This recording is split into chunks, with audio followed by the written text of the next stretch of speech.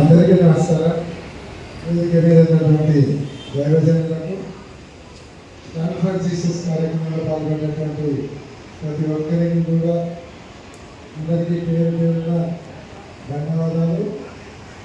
రాబోయే ఈస్టర్ శుభాకాంక్షలు తెలియజేస్తాను.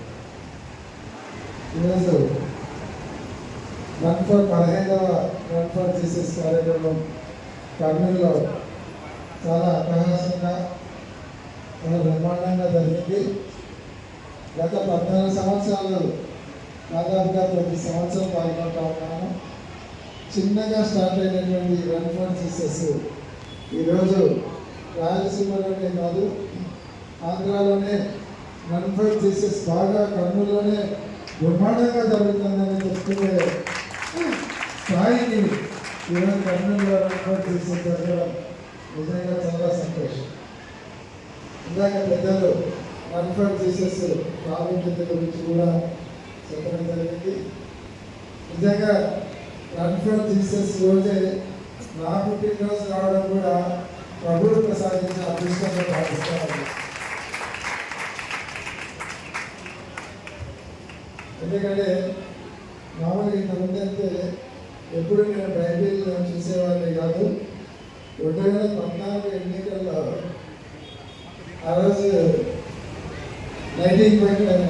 క్యాండిల్ లైటింగ్ ఫంక్షన్లో సజీవరాజు గారు చెప్పినారు, 23వ కీర్తన చదువు మీకు మంచి జరుగుతుంది అనుకుంటున్నారు. నిజంగా ఆ రోజు నుంచి 23వ కీర్తన జరిగితే నిజంగా ఆ ఎలక్షన్లలో జరిగినటువంటి మంచి కానీ, ఆ ఎలక్షన్లలో నాకు జరిగినటువంటి విజయం కానీ, అంత పెద్ద పోటీని ఎదుర్కొని నేను విజయం సాధించడం అంటే 23వ కీర్తన చదవడం అనేది నేను సాక్షిగా ఈరోజు చెప్పగలుగుతాను.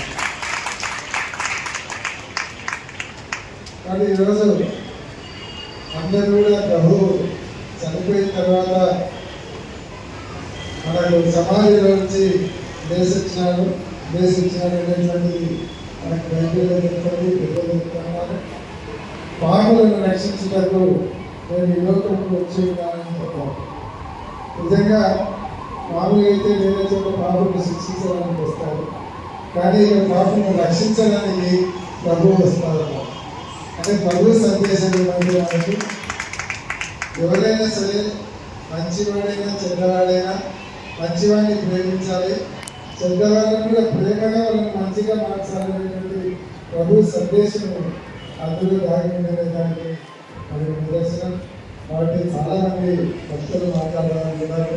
కాబట్టి ఈరోజు మీ అందరి మధ్యన ఈ కార్యక్రమంలో పాల్గొనడం ప్రభు ప్రసాదించినటువంటి అదృష్టంగా భావిస్తూ మరొకసారి అందరికీ ధన్యవాదాలు తెలియజేస్తా ఉన్నాను. Thank you.